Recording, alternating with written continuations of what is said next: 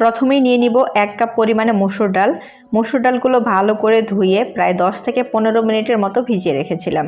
এখন দিয়ে দিব বড় সাইজের একটা টমেটো, হাফ কাপ পরিমাণে সুজি। চাইলে আপনারা সুজির পরিবর্তে চালের গুঁড়া ব্যবহার করতে পারেন অথবা দুটোই ব্যবহার করতে পারেন। এখন এখানে দিয়ে দিচ্ছি স্বাদ মতো লবণ। এই রেসিপিটাতে লবণের পরিমাণটা একটু কম দেওয়ার চেষ্টা করবেন।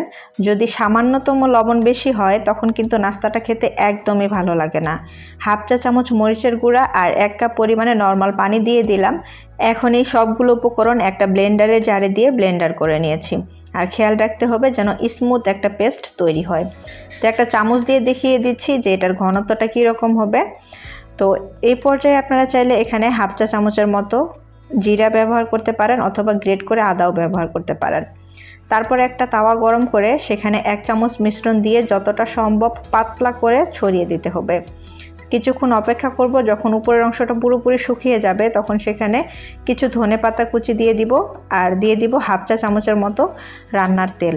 সাইড থেকে এভাবে অল্প পরিমাণে তেল ছড়িয়ে দিলে নাস্তাটা তুলতেও সুবিধা হবে, সে সাথে অনেক বেশি ক্রিস্পি হবে।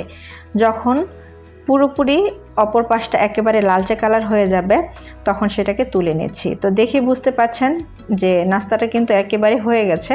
এখন সেটাকে তুলে নিচ্ছি। এভাবে এখন সবগুলো নাস্তা আমাদেরকে তৈরি করে নিতে হবে।